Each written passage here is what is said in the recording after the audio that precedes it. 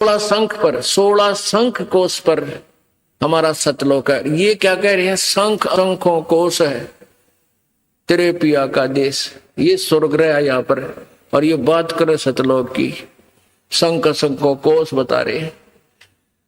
तो यहाँ गड़बड़ेशन हो जाती है, लेकिन फिर भी अब ये मक्खन है, ये भी अच्छे विचार हैं महापुरुषों के, लेकिन ये मक्खन है। अब इसको शुद्ध किया जाएगा और उसके ऊपर से जो फूई आवेगी उसने बाहर फेंक देंगे, शुद्ध रख लेंगे अपना।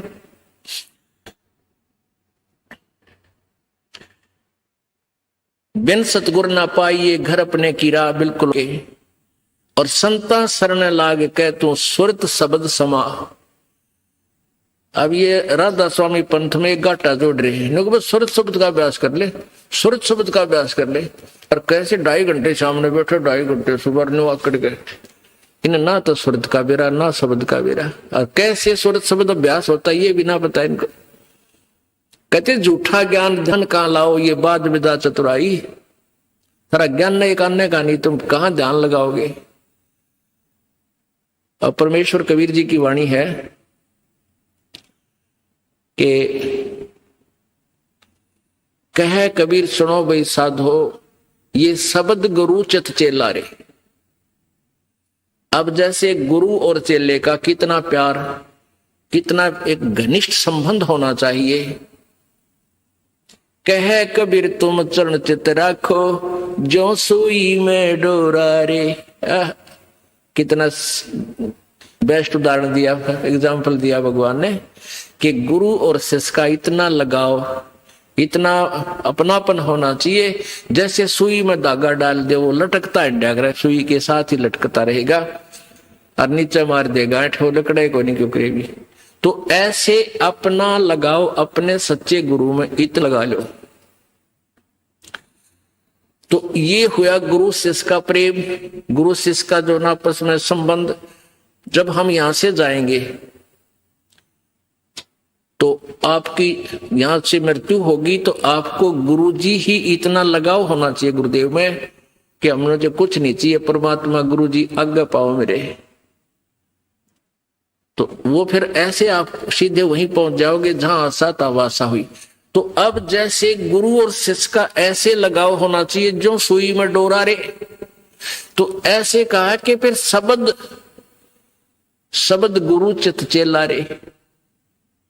जो मंत्र गुरु जी ने आपको दे दिया वो तो तेरा शब्द, और इस चित्त ने, इस मन ने उस शब्द जो मंत्र दे रखा है उसका चेला बना दे। इस मन को उस मंत्र का, इस सुरत शब्द समावे। तेरी सुरती, तेरी मन, तेरी आत्मा उस दिए हुए मंत्र के साथ ऐसे चिपकी रहे, ऐसा ध्यान रखे, इतना उसका सेवन करे जो सुई में डोरा रे। यानी ऐसे सुरत और शब्द इसको बोलते हैं। जो गुरुजी ने मंत्र आप दिया है उसके साथ इस मन को इतना जोड़ दे जैसे गुरु और चेले का प्यार हो। तो अब कहते हैं कहे कबीर सुनो भी साधो, अब शब्द गुरु चित चेला रे। गुरु और शिष्य का जो लगाव है, ऐसा ही इस मन को इस मंत्र के साथ ऐसा लगाव लगा, यानी एक पल भी इसने दूर ना हो दे। होले सुहागण सुरता त्यार, मालिक गुर जाना है हेतु तो।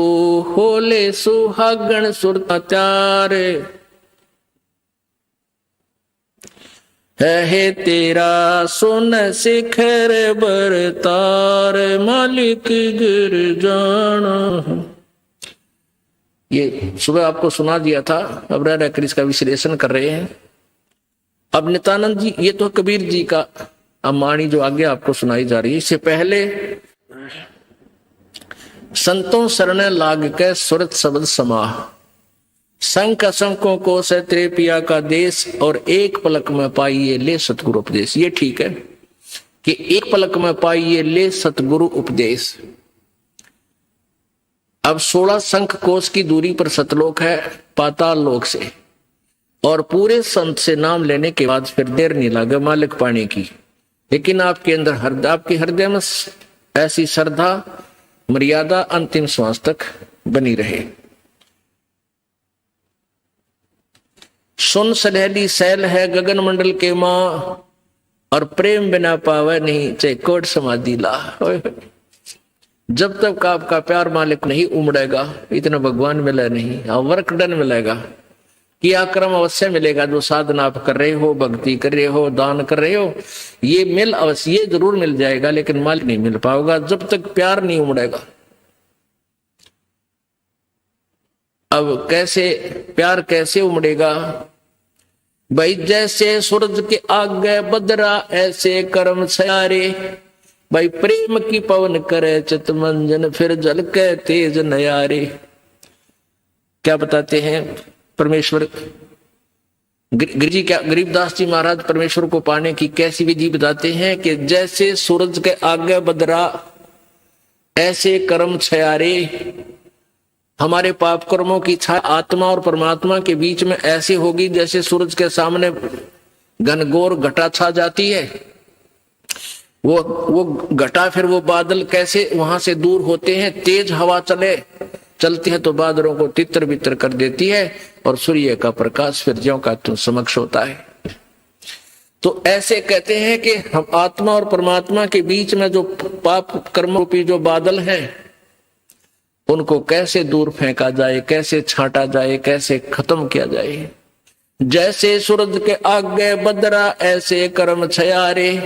प्रेम की पवन करे चितवंजन, झलक तेज नयारे। प्रेम की पवन इन पाप कर्मों को काटने का, इनके हटने का क्या लक्षण होता है? आपको यहां बुलाया जाता है, ज्ञान सुनाया जाता है, आप जी को मंत्र दिए जाते हैं, आप जी को प्रेरित करके आपके हाथों से 2 पैसे दान करवाए जाते हैं, दंडवत प्रणाम कराई जाती है। इस सब का उद्देश्य है कि आपका हृदय इतना विनम्र हो कि परमात्मा की चर्चा चल की आंखों से आंसू की धारा बह जाए, दरिया बह निकले। चर्चा चले एकांत में बैठ के, या कहीं चर्चा चले जाता कि रह रह कर आंखों में आंसू आने लग जाएंगे। जब मालिक की चर्चा चलेगी तो समझो आपके पाप कर्मों के बादल कटन लागे। जैसे सूरज के आगे बदरा ऐसे कर्म छयारे। ये प्रेम की पवन करे चितमंजन, फिर झलक तेज नयारे। तो यहां नित्यानंद जी भी इसी का समर्थन कर रहे हैं। सुन सलहली गैल है गगन मंडल के माँ, बिना प्रेम पावे नहीं चाहे करोड़ समाधि ला। और जब तक मालिक में प्यार नहीं होगा, उसकी चर्चा सुनते ही आत्मा में ये झड़ नहीं लगेगा आंसुओं का, तो तब तक बात काची रह रही है आपकी। लेकिन होगा, अभ्यास बढ़ाओ, मालिक की भक्ति करो, ज्ञान सुनो, और अवश्य होगा। यही प्रोसीजर है। किसी के घने बादल हैं, किसी के थोड़े घने हुए भी इसी तरीके से हटेंगे। हवा चलती रहेगी, धीरे धीरे उनको इधर उधर कर दी।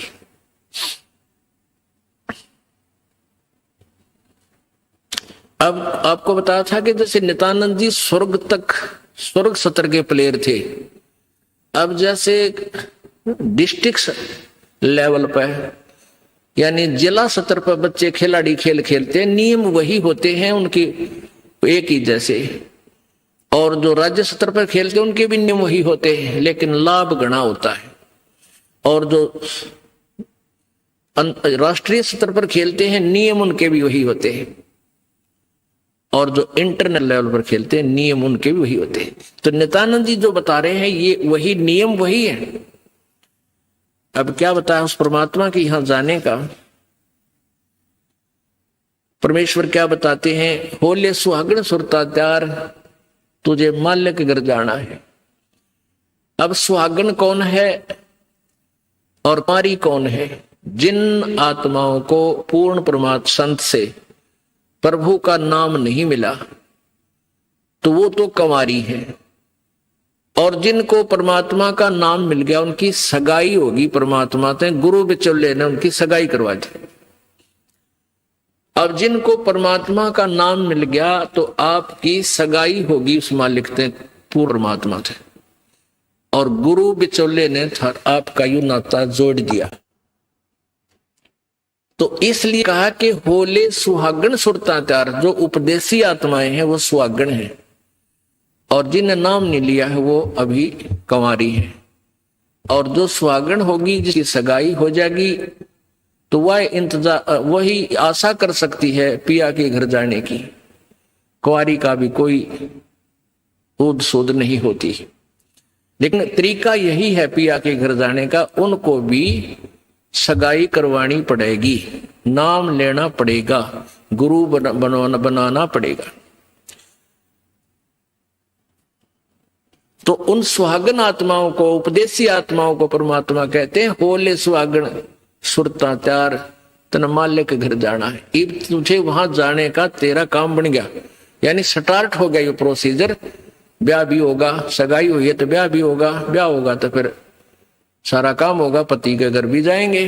तो हम स्टार्ट कर चुके हैं, हमारा काम शुरू हो गया।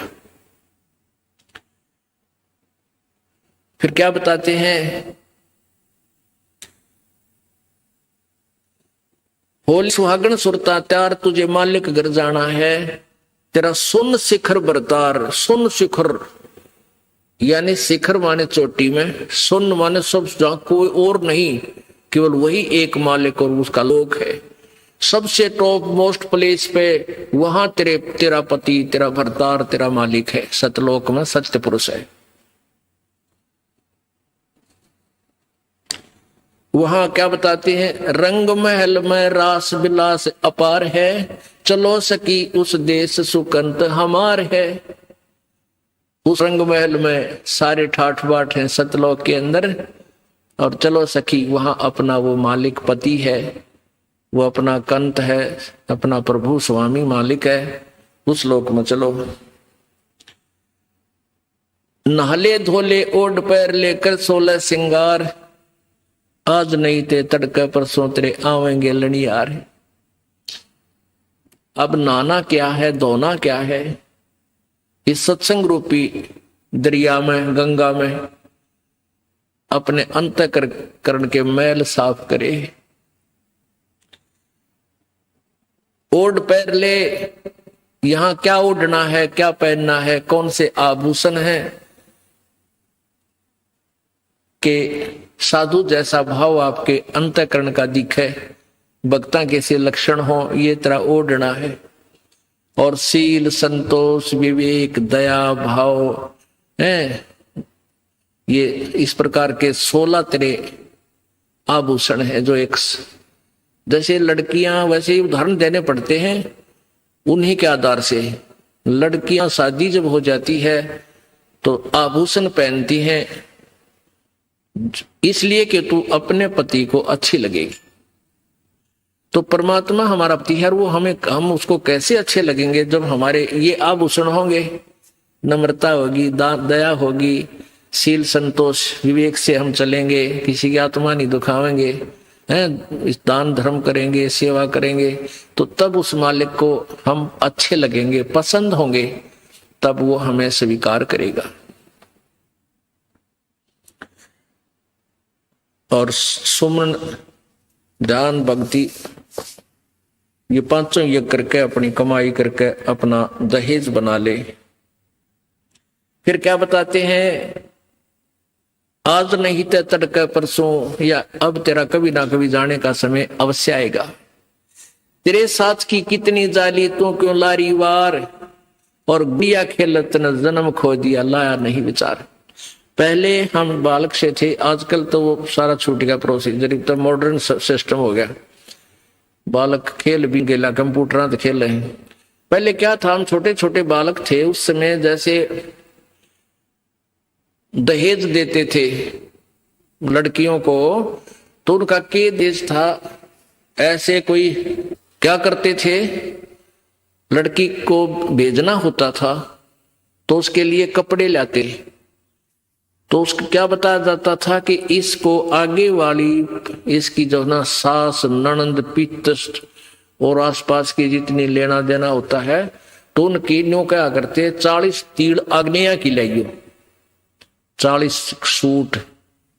तीड़ तना समझते होंगे आजकल के बच्चे, पहला घाघरा हुआ करता सब बारा, और उसको ऊपर एक कुर्ता, एक चुंदड़ी, उसने नकली बोलिया करते। तो नो क्या करते ये 40 और पहले दिखा करते उसको भेजने से पहले लड़की को गांव की औरतें आती थी गीत गाती हुई और वो देखा करती ये 40 तगलियां की हैं, ये 20 पछलियां की हैं, ये फलानियां की हैं, ये छोरी की हैं, ये दूसरे ससुरे की हैं।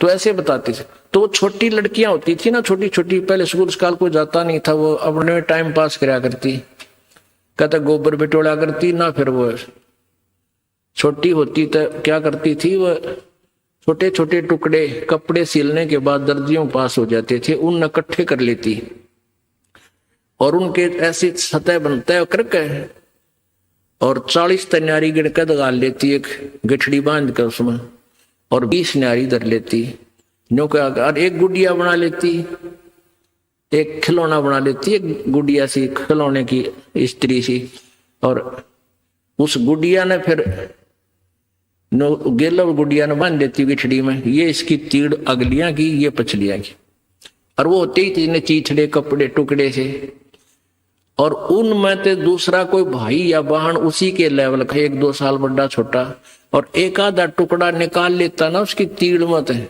उस गठड़ी मत है, वो पोटली बांध रही थी वह, तो वह रोन लग जाती वह लड़की, अरे मेरी तीड़ काट ली, पापीटा रोवर रोटी नहीं खावे, और ओड चीथड़े ने वह तीड़ बांध रही, वो सूट बांध रही पूरा, तो बालक थी। और जब उस बेटी वाली लड़की बड़ी हो जाती है, युवा हो जाती है, और फिर उसका ब्याह हो जाता है, उसका शादी हो जाती है, विवाह हो जाता है, फिर उसको वो ओरिजिनल तिल मिल रहा है, वास्तविक तिल मिल रहे हैं, उसने वो सूट मिल लेंगे 10-20 जो अभी उसके होते थे, तो फिर वह गुड़िया लाना खेला है, क्योंकि वह सैनी होगी, वो मैच्योर होगी। तो पुण्यात्माओं, परमात्मा हमें क्या बताना चाहते हैं कि तुम यहां जो बेटा बेटी कार कोठी संपत्ति जोड़ने में जो तुम खेल खेल रहे हो, ये गुड़िया वाला खेल है। और जब आप इतने मैच्योर हो जाओगे, आपका ज्ञान इतना स्वस्थ हो जाएगा, आपको ये पता लग जाएगा कि ये सब नकली सांग है, झूठा सुख है, अस्थायी टेम्परेरी रिलेशन है हमारा यहाँ पर, और हमारा स्थान सतलोक में है। तो फिर आप इन गुड्डा गुड़िया के खेलने की फिर इच्छा नहीं कर सकते, सपने में भी नहीं कर सकते। अब जवान लड़की जब उसका ब्याह हो गया, उसके बाद वो ओरिजिनल सूट उसने मिले हैं, फिर उसने वह खेल के दिखा दे गुड़िया गिला, कदे नहीं खेल सकती। तो आपको जब ये रह कर ये ज्ञान इसलिए सुनाया जाता कि आपका इन गुड्डा गुड़िया के खेल से मन हट जा, आप इतने मैच्योर हो जाओ, आपको वास्तविकता का पता लग जावे।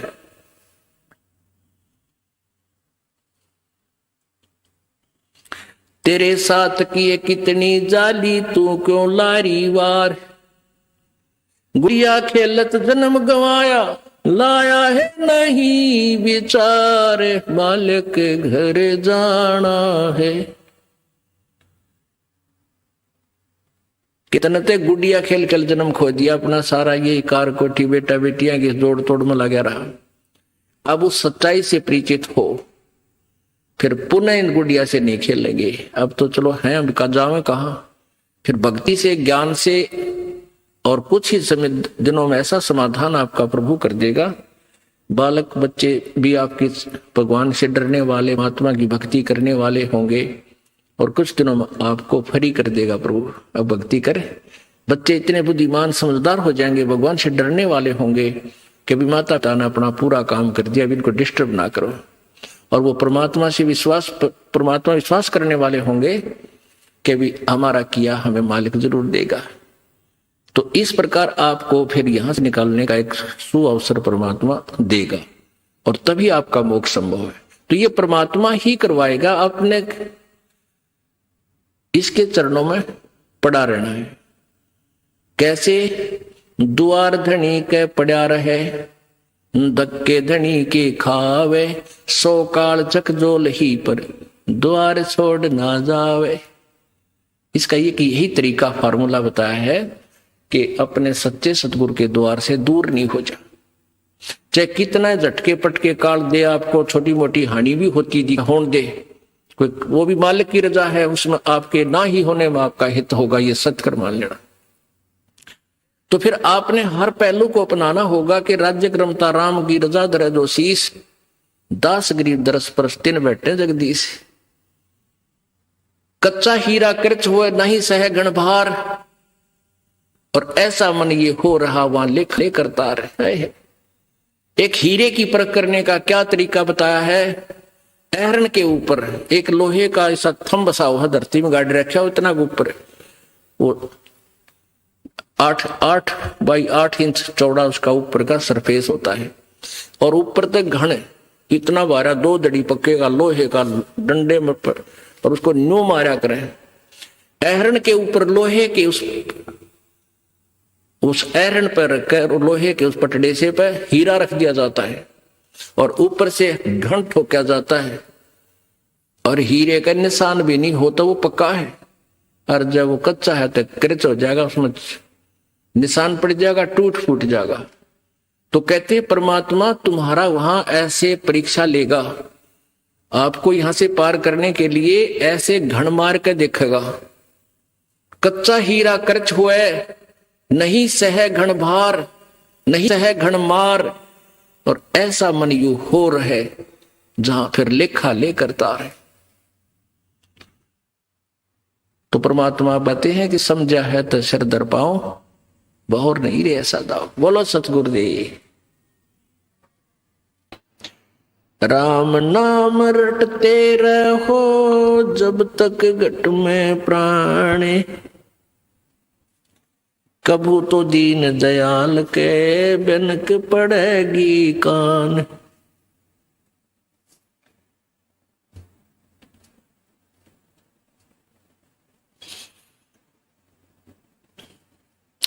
परम पिता परमात्मा पूर्ण ब्रह्म सर्व सृष्टि रचनहार कुल मालिक कबीर देव कबीर साहब कबीर अल्लाह अल्लाहू अकबर, ये वही परमात्मा है जो बनारस में काशी में भारतवर्ष की पवित्र भूमि पर 120 वर्ष तक रह करके अपने तत्व ज्ञान का प्रचार किया, और एक जुलाहे की भूमिका की, और साथ में वो परमात्मा पूर्ण ब्रह्म है, और एक तत्वदर्शी संत का रोल भी किया। यथार्थ ज्ञान का प्रचार करने के लिए वो परमेश्वर सतलोक से चलकर आते हैं अपने निज स्थान तक। वो परमात्मा हमें याद दिलाते हैं कि तुम यहां के रहने वाले नहीं हो, और तुम भूल चुके हो अपने निज स्थान को। जहां तुम रहते थे वहां तुम बहुत सुखी थे, या कोई सुख नाम की वस्तु तुम्हें नहीं है। प्रत्येक प्राणी सुख की खोज में लगा हुआ है। कोई तो जिसके संतान नहीं है वो सोचता है कि मेरा संतान हो जाए मैं सुखी हो जाऊंगा। जो निर्धन है वो सोचता है मैं धनवान हो जाऊं मैं सुखी हो जाऊंगा। कोई व्यक्ति है जिसके पास थोड़ा बहुत धन है वो सोचता है कि मैं कोई एमएलए मंत्री बन जाऊं मेरी मौज हो जाएगी। एमएलए मंत्री बनने के बाद उसकी नीयत बन जाती है कि मुख्यमंत्री बन जाऊं, शायद मेरी ठाठ हो जाएंगी, मौज हो जाएगी, सुख होगा।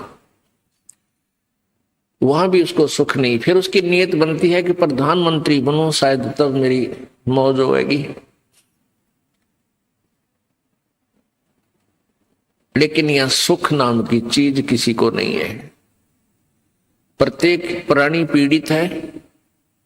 ऊपर से हमें ऐसा लगता है जैसे ये सुखी है, लेकिन अंदर से उसको घुन की तरह टेंशन खा रही होती है। अब सतलोक के जो हम जहां से हम आए थे उस स्थान का भेद हमारे को किसी ने नहीं दिया, क्योंकि काल भगवान जिसके लोक में हम फंसे पड़े हैं इसने हमें बंदी बना करके यहाँ रोक रखा है, हमारी दुर्गति कर रखी है।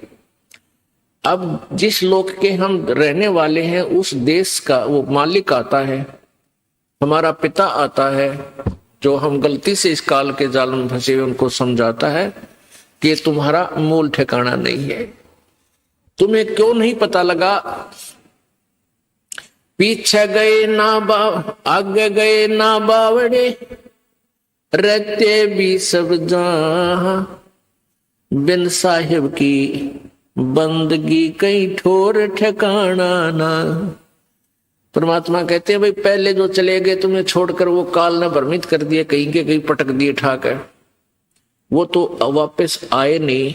यूं बताने के लिए आगे बहुत बुरी दुर्गति है, और जो रह रहे हैं शेष ये भी चले जाएंगे, ये भी मर जाएंगे। साथी हमारे चले गए, हम भी चालन हारे, कोई कागज में बाकी रह रही, तात लगी है वार। अब यह इतने दुखी हैं हम, जिसकी मृत्यु होगी उसको तो हम सोच लेते हैं मर गया भाई मर गया, कोई बात नहीं, इसका अंतिम संस्कार करो और क्रिया करके फारिग हो गए। शेष बचे हुए ये सोचते हैं हम अभी नहीं मरेंगे। परमात्मा कहते हैं विचार करो, जैसे वो चले गए वो भी यही सोचे हुए थे हम अभी नहीं मरेंगे। साथी हमारे चले गए और हम भी चालनहार। परमेश्वर अपने ऊपर ही ये सब उदाहरण दे करके हमें समझाना चाहता है। और कोई कागज में बाकी रह रही, तात लागरी वार। अभी तेरे सांस शेष हैं प्रभु के कागजों में, इसलिए तू शेष बचा है। जिस दिन वो कागज पूरे हो जाएंगे, 1 सेकंड ना घर वाले रखें और तो रखेगा कौन। तो क्या बताते हैं कि आगे गए ना बावड़े, बावड़े माने वापस नहीं आए, और रहते भी सब जहां, और बिन परमेश्वर की बंदगी की ठोर ठिकाना ना। आज आपने अपना घर, अपना देश, अपने बच्चे अपना ठिकाना मान रखा है कि हम यहां रहते हैं, ये हमारा ठिकाना है, और कल मृत्यु हो जाती है।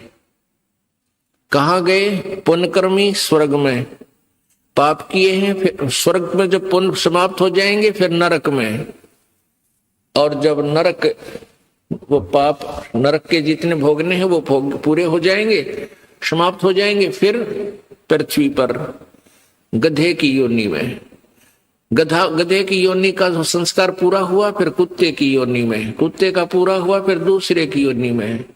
कितना ठोर ठिकाना ना स्वर्ग में ठोर ठिकाना, ना नरक में ठोर ठिकाना, ना मनुष्य जीवन में ठोर ठिकाना, ना देवता रूप में तेरा ठोर ठिकाना। क्योंकि यहाँ तो जन्म और मृत्यु का अटल विधान है। एक ऐसा स्थान है जहां जाने के बाद फिर मृत्यु नहीं होती, वहां कोई दुख नहीं, वहां बुढ़ापा नहीं और मृत्यु नहीं। ये दो दुश्मन है इस प्राणी के। एक तो वृद्धावस्था, सबसे भयंकर दुख है वृद्धावस्था। अब कोई रोग हो गया, उसका ट्रीटमेंट हो जाए, इलाज है। इस वृद्धावस्था का कोई इलाज नहीं। इसका इलाज है लेकिन ये प्रोसीजर लंबा है। परमात्मा की चरणा में आवे, पूर्ण ब्रह्म की साधना करे, परम संत से लेकर आखिरी सांस तक सच्चे दिल से भक्ति करे, तो बुढ़ापे में आने वाली आपदाएं बहुत हल्की हो जाएंगी, बहुत फर्क पड़ जाएगा। लेकिन रहेगी वृद्धावस्था, उठा जाना बैठा जा, पर इतना फर्क हो जाएगा, चीस भड़क कम हो जाएगी, इतना राहत आपको अवश्य देगा। परमात्मा की भक्ति से राहत मिलेगी। और न मृत्यु का विकल्प यहाँ पर एक ऐसा स्थान है सतलोक, जहां हम रहा करते थे, वह ना मृत्यु होती थी ना वृद्धावस्था होती थी। हम उस सुख सतल को छोड़कर इस काल के लोक में दुख सतल पर आ गए। इस काल भगवान ने हमें इतना भ्रमित कर दिया, मिसगाइड कर दिया कि हम अपने मूल ठिकाने को इतना भूल गए, अब विश्वास भी नहीं होता कि भगवान खुद आकर बताएंगे कि और स्थान है यहाँ, इनसे आगे, तो मन मानने को तैयार नहीं होता। काल यही चाहता है कि ये भूल जाओ उस भगवान को, कहीं ये यहां से निकल ना जावे, क्योंकि काल भगवान जो यहाँ का मालिक है, ब्रह्म, जिसको ज्योति निरंजन भी कहते हैं, उसको श्राप लगा हुआ है। 1 लाख मानव शरीरधारी प्राणियों का नित आहार करता है, इसलिए उसने ये अपने खाने के लिए अपने तीनों पुत्रों से, रजगुण ब्रह्मा से, सतगुण विष्णु से, तमगुण शिव जी से, इनसे यहां व्यवस्थित किया हुआ है, अपना यू बाग लगा रखा है। रजगुण ब्रह्मा के प्रभाव से सभी प्राणी संतान उत्पत्ति करते हैं, विवशय बाई फोर्स करवाता है। और सतगुण विष्णु जी के प्रभाव से एक दूसरे में मोह ममता इतनी जकड़ दी जाती है, जीव के बस का नहीं। और तमगुण शिव जी हमारा संहार कर देता है। तो ये काल भगवान नहीं चाहता कि कोई प्राणी परमात्मा के बारे में जान सके, भ्रमित ज्ञान करवाता है, अपने दूत संत भेज के उल्टा ज्ञान की कथा सुनवाता है, पूरे समाज को शास्त्र विरुद्ध ज्ञान से रंगवा देता है। परमेश्वर स्वयं आते हैं और अपने तत्व ज्ञान का वो प्रचार स्वयं ही करते हैं, अपनी महिमा आप बताते हैं, अपने सतलोक के विषय में जानकारी देते हैं। उस सतलोक में हमें कितना सुख है। शंखों लहर मेहर की उपज कहर नहीं जा कोई, दास गरीब अचल अविनाशी सुख का सागर सोई। शंखों लहर मेहर की उपजे और कहर नहीं जा कोई, ओए होए। दास गरीब अचल अविनाशी सुख का सागर सोई। अब कभी कभी एकांत में अकेले बैठे हो, एक बार एक ऐसी हिलोर उठती है आत्मा में, इतना आनंद आता है उस समय कि कोई भी दुश्मन शत्रु नहीं लगता, कोई बुरा नहीं लगता, सब अपने से लगते हैं। और वो आनंद एक विशेष आनंद होता है। वो कुछ ही क्षणों के लिए रहती है, फिर तुरंत चली जाती है, फिर कोशिश करने से भी सेट नहीं हो पाते हैं। उसके जाते ही फिर कहर की लहर शुरू हो जाती है, उसको ऐसे कर दूंगा, उसको ऐसे कर दूंगा, उसने मेरी हानि कर दी। भाई लड़की नहीं ब्याही गई, किसी की बेटी की ब्याह हो गया तो बेटी का बालक ना होए, भगवान क्या होगा, कहीं वो छोड़ ना दे। और इसी प्रकार ना जाने बिना गिनती की टेंशन और वो कहर की लहर प्रारंभ हो जाती है। परमात्मा कहते हैं उस सतलोक के अंदर, गरीबदास साहिब जी बता रहे हैं, आंखों देखा कबीर परमेश्वर की कृपा से गरीबदास जी महाराज जी ने सतलोक के दर्शन किए थे और परमात्मा को देखा था। उन्होंने आकर बताया था कि हम सुल्तानी नानक तारे दादू को उपदेश दिया, जाति जुलाहा भेद न पाया वो काशी माए कबीर हुआ। वही गरीबदास साहिब जी आंखों देखा हाल बता रहे हैं कि शंखों लहर मेहर की उपजे कहर नहीं जा कोई, और दास गरीब अचल अविनाशी सुख का सागर सोई। वो सुख का सागर है। अब पुण्यात्माओं, सत्संग ज्ञान से ज्ञान होता है। पहले हमने अज्ञान सुना था, वो अज्ञान सेट हो गया हमारे हृदय में, वो सच्चा मान लिया हमने। अब इस तत्व ज्ञान को सुनोगे रह रहकर, ये भी आपको कुछ दिनों में सेट हो जाएगा और ये सत्य है, ये सत्य ही सत्य महसूस होगा। पहले असत्य को हम सत्य मान बैठे थे, तो इस ज्ञान से ही आपको ये ज्ञान होगा। अब मृत्यु तो एक दिन होनी है और इसका कोई फिक्स भी कोई नहीं। अंदाजा ला रखा हमने कि भाई 100 वर्ष तक आदमी व्यक्ति मानव शरीर रह सकता है, लेकिन ये 60-70 वर्ष के बाद तो ये शरीर भी जान का झाड़ हो जाएगा। वो जीवो चाहे ना जीवो 70 साल पाछे, तो वो तो ठीक है, लालच छूटा को ना, मरा जाता को नहीं, जीव प्यारा सब ने लगे है, चाहे 100 वर्ष का भी हो गया, नहीं सोचे और जी जाऊं। तो ऐसी भावना क्यों है हमारे अंदर? क्योंकि हम ऐसे लोक में रहा करते थे, वहां मृत्यु नहीं होती थी, और वो आत्मा को आज भी खटक रही है, भाई मरना नहीं चाहिए। हम सतलोक में रहते थे, वह मृत्यु नहीं होती थी। तो इसलिए अब भी इस आत्मा को न्यू लगा है, ये क्यों मर गए, हम क्यों मर रहे हैं, ये मरना नहीं चाहिए। तो ये बीमारी तो, इसका विकल्प तो यहाँ है ही नहीं, या तो हार्ड एंड फास्ट रूल है। अटल नियम है यहाँ का, जो जन्मा सो मृत्यु होगी, मृत्यु होगी उसका जन्म जरूर होगा। और सतलोक में ये नियम है कि वहां पुनर्जन्म नहीं है, वहां वृद्ध अवस्था नहीं है, युवा शरीर रहेगा, सदा युवा शरीर रहेगा, किसी चीज का अभाव नहीं, कोई वहां काम नहीं, और ये हार्ड चाम का शरीर नहीं। पुण्यात्माओं, ज्ञान से ही ज्ञान होता है, सुनने से ही ज्ञान होता है, सत्संग से आपको प्रेरणा मिलती है कि हम अपनी मृत्यु तो होनी ही है, अवश्य होनी है। तो क्यों ना हम अपना पूरी टारगेट, पूरा उद्देश्य सच्चे दिल से सतलोक जाने का बनाए, क्योंकि इस ज्ञान से आपको ये प्रमाण मिलेंगे, 100 प्रमाण देगा ये दास आपको कि ये लोक अपना नहीं है, अपना लोक सतलोक है। और उस सतलोक को किस किस ने सेकंड किया है, किस किस ने समर्थन किया है, खुद परमेश्वर ने आके बताया, कबीर जी ने। और फिर कबीर परमेश्वर जी ने अपनी प्यारी आत्माओं, जो अश्रेष्ठ आत्माएं होती हैं, उस समय अच्छी आत्माएं होती हैं, उनको अपना गवाह बनाया, उनकी आत्मा को सतलोक लेकर गए, उस प्यारी आत्माओं को सचखंड दिखाया, अपना वास्तविक वहां परिचय कराया, समर्थता का ज्ञान कराया, वहां का सुख से परिचित करवाया, फिर उनको वापस शरीर में छोड़ा, जनता में वो अपना ज्ञान प्रचार करवाया। उन्होंने एक ही, सभी ने एक जैसा ही मार्ग बताया है, जैसे आदरणीय धर्मदास साहिब जी बांधवगढ़ वाले,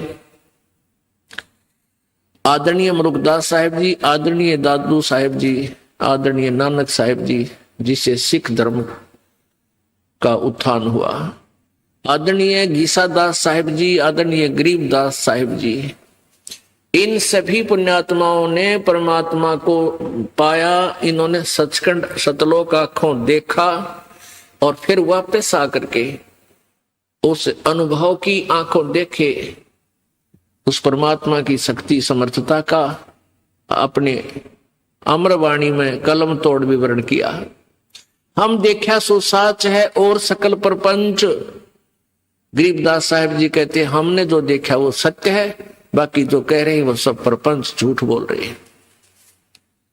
तो पुण्यात्माओं, क्या आवश्यकता थी उन महापुरुषों ने, नानक साहिब जी ने या गरीबदास साहिब जी ने सचखंड के बारे में डंडोरा पीटन की? यदि वो स्थान ना होता तो वो सत्य है। हमने अभी तक जो ज्ञान सुना था स्वर्ग तक, अब स्वर्ग से आगे हमारी बुद्धि काम करे नहीं थी। अब हमें ज्ञान हो गया, अब हम अपना तन मन धन से उस सतलोक में जाने का प्रयत्न करेंगे। पुण्यात्माओं, सुअवसर है। परमेश्वर ने काल से कहा था कि सतयुग में, काल ने कहा था परमेश्वर कबीर जी से कि 3 युगों में जीव आप कम ले जाना, और चौथा युग जब कलयुग आवे तब तो शरण जीव बहु जावे। ऐसा वचन हर मोय दीजय, तब गवन संसार ही कीजय। काल ने कहा था प्रभु 3 युगों में, सतयुग त्रेता द्वापर में, आप अधिक प्राणी सतलोक मत ले जाना, और चौथा युग जब कलयुग आएगा तब आप कितने ही प्राणियों को सतलोक ले जाना।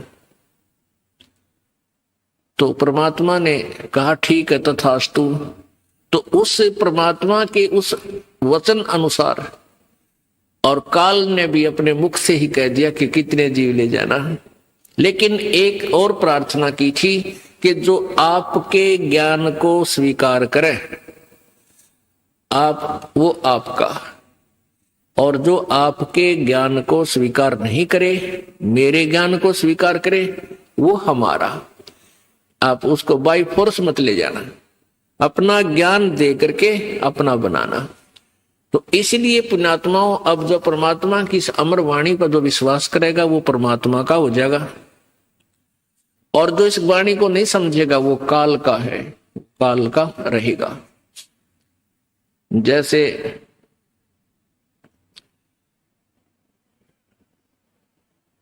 ये कोयल होती है, कोयल ये अपना अलग घोंसला बनाकर अपने अंडे उत्पन्न नहीं करती, क्योंकि ये कौवे जो होते हैं कोयल के अंडों को खा जाते हैं।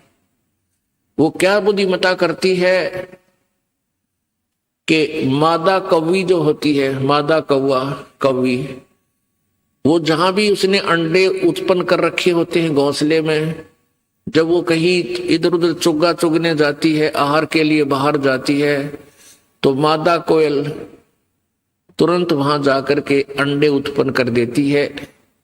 दो उस कौवी के होते हैं, कौवे के अंडे होते हैं, और दो कोयल के।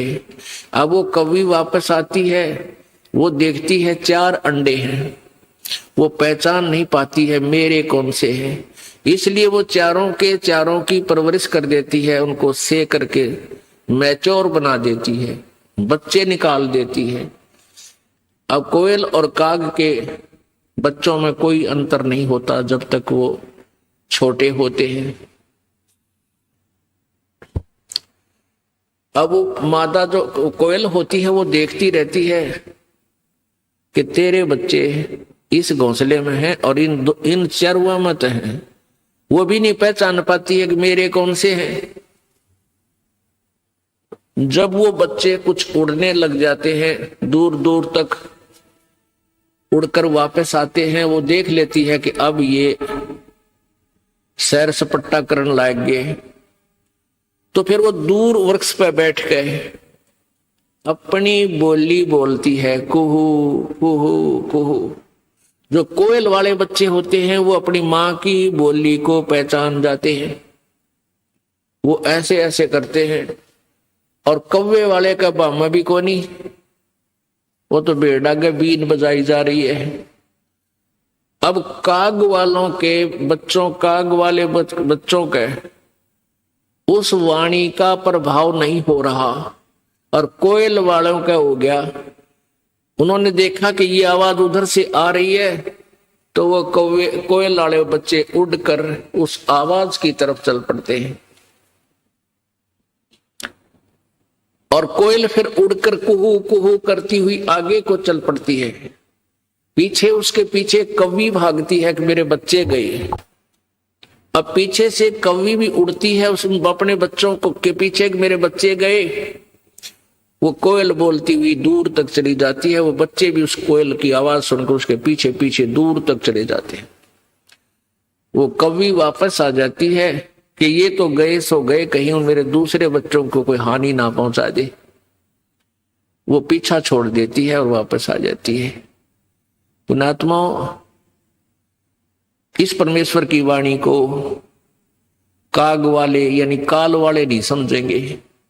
ये तो परमेश्वर के बच्चे, कोयल वाले बच्चे इसको तुरंत समझ जाएंगे। उनको अग्रम मग्रम नहीं हो सकती, क्योंकि इतने प्रमाण दास दे देगा इस मन पापी को गुंजाइश नहीं रहेगी बकवाद करने की।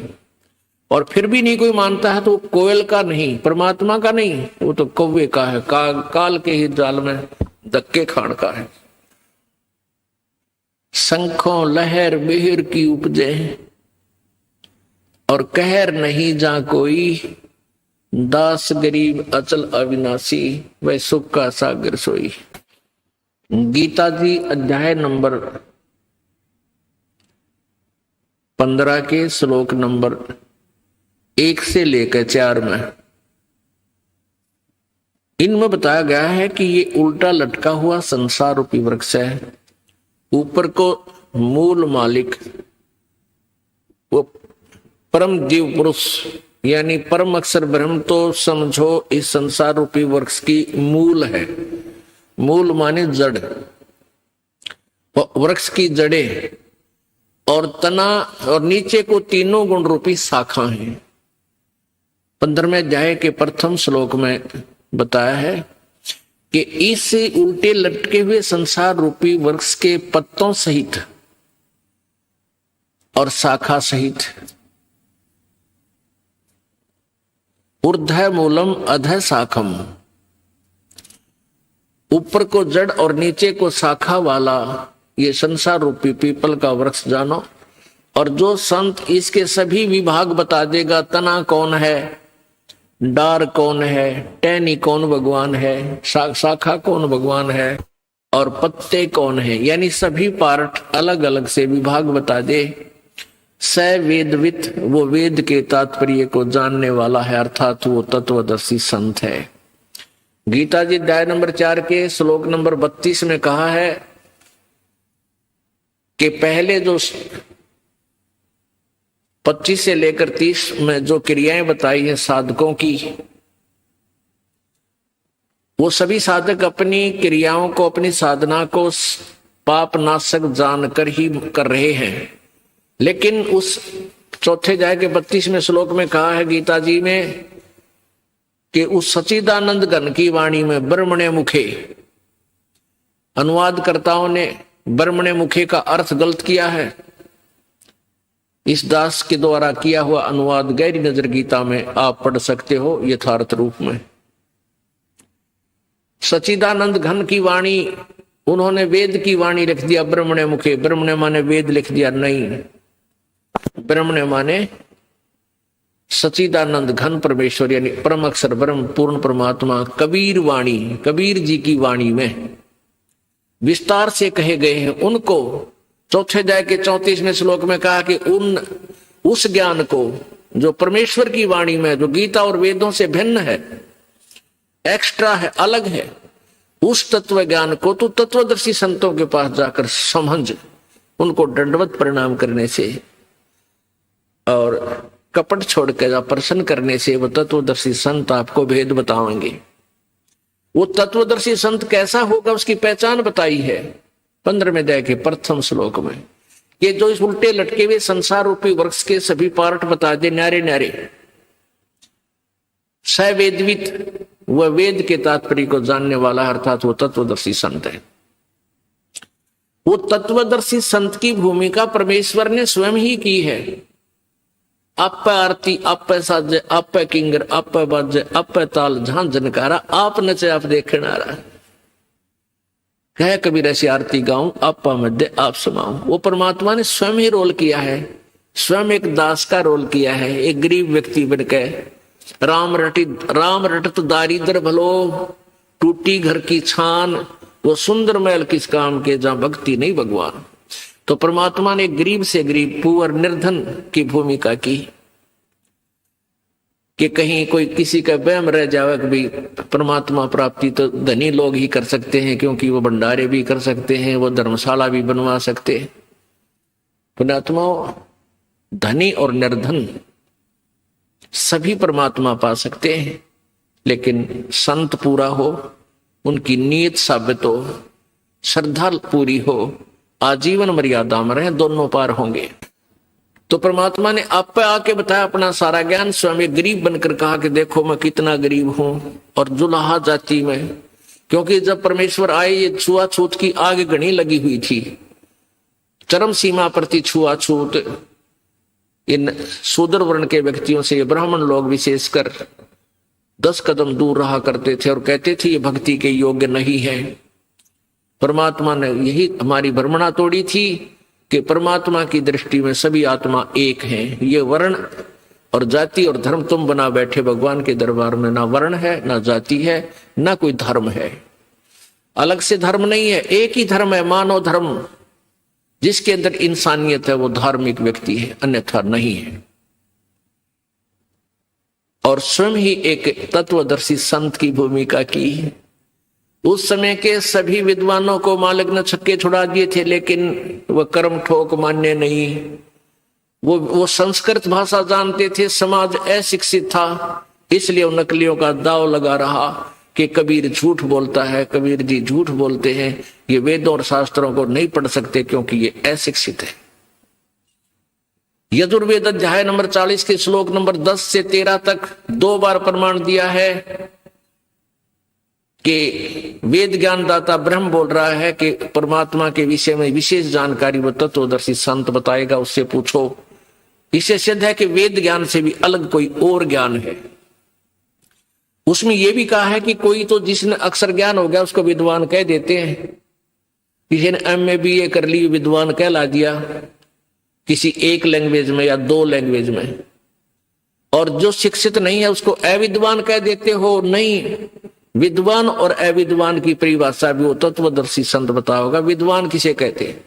तो कबीर परमेश्वर जी विद्वान थे, वो संस्कृत की भाषा जानने वाले विद्वान कहलाते थे। वो विद्वान नहीं थे क्योंकि उनको अपने संत ग्रंथों का ज्ञान नहीं था, ना वो वेदों से परिचित थे, ना वो पुराणों से परिचित थे जिनकी ओट में डंडोरा पीटा करते। तो परमात्मा ने स्वयं ही आकर बताया, तत्व ज्ञान अपनी महिमा आप पर बताई। अक्षर पुरुष एक पेड़ है, निरंजन वा की डार, ये तीनों देवा शाखा है, भाई पात रूप संसार। परमेश्वर ने स्वयं आकर बताई अपनी महिमा, अपने द्वारा रची सृष्टि का ज्ञान वो स्वयं ही बताते हैं, और को नहीं मालूम बिल्कुल भी। ये अक्षर पुरुष एक पेड़ है, जो जमीन से बाहर नजर आता है उसको पेड़ बोलते हैं। ये समझो एक पेड़ है, जमीन से बाहर जो नजर आता है, दृष्टिगोचर हो रहा है, उसको पेड़ बोलते हैं। तो ये एक पेड़ है।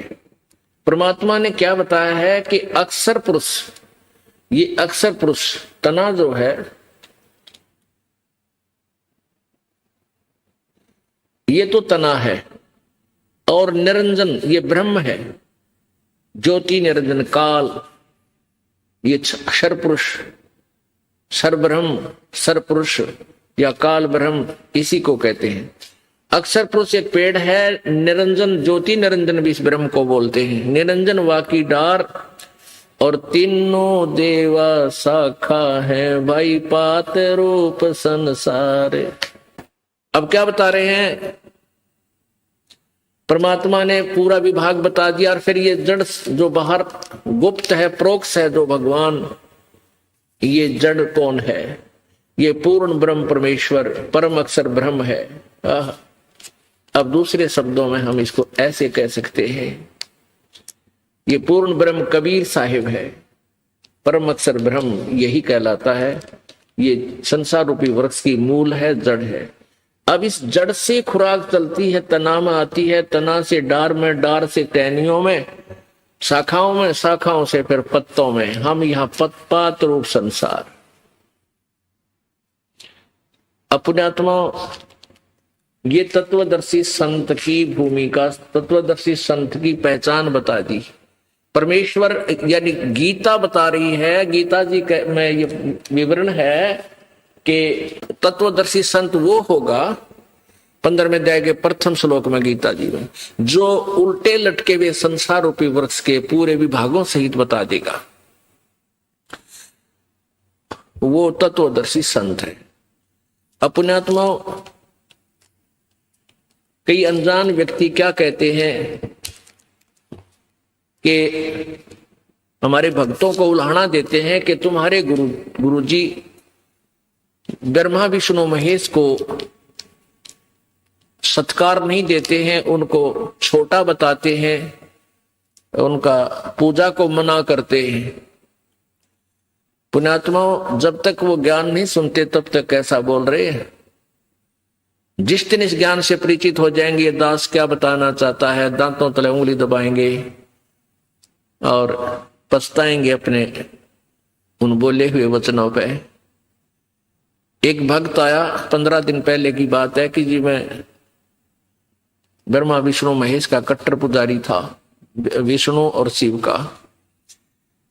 आपके विषय में एक भक्त ने बताया तो मुझे बहुत बुरा लगा। आपका एक चैनल के ऊपर इस प्रोग्राम मैंने देखा, आप जो बताने लगे तो मैंने आपको बहुत बुरा भला कहा, बहुत गालियां दी, लेकिन फिर भी मैं जल भूनकर भी सुनता रहा तो मेरी चौंध टूट गई। मेरा मोतियाबिंद का ऑपरेशन हो गया, मैं अक्षमा याचना करता हूं। मैंने ऐसे परम संत को और कुछ शब्द बोल दिए, क्या मेरा उद्धार हो सकता है? तो पुण्यात्माओं, परमेश्वर कबीर जी कहते हैं कि पूत पिता से बेमुख होई, तो भी पिता जान मन हुई कि पिता से बच्चा जैसे शराब पी रखी किसी लड़के ने, और पिताजी समझाने की चेष्टा करता, उसको बुरा भी बोल देता है, उसके ऊपर हाथ भी उठा देता है कि वो शराबी ने बेरा नहीं बोली पूछने तू कहाँ के बोल रहा है। तो जब उसके शराब नशा उतर जाता है, पिताजी फिर भी उसको सीने से लगाता, उसको अपना बेटा बुरा नहीं लगता, उसको अपना बेटी बुरी लगती। तो ऐसे ही आप इस चीज से परिचित नहीं हो, इस दास को ये ज्ञान हो गया कि आप दो नहीं हो, ना आप अलग नहीं हो, ना हिंदू अलग है, ना मुसलमान अलग है, ना सिख अलग है, ना ईसाई अलग है। आपका कोई शत्रु नहीं है, काल ने हमें शत्रु बना रखा आपस में विभाग करके। ये यही चाहता है कि डिवाइड एंड रूल, इनकी आपस में दुर्गति होती रहे, ये भगवान से भूल जाएं और उस अज्ञान आधार पर एक दूसरे के साथ लट्ठम लट्ठा रहे। लेकिन परमात्मा का ज्ञान ये सब अंधेरा हटा देगा और फिर हम पहचानेंगे हम कौन है, कहां से आए। बहुत आंखों में पानी आ गया उस बच्चे के, युवा लड़का था, 25-26 वर्ष का, 30 का होगा, और कहे जी क्या मेरी सचमुच अक्षमा होगी, माँ बेटा हो गया, आप भक्ति कर, कोई दिक्कत नहीं।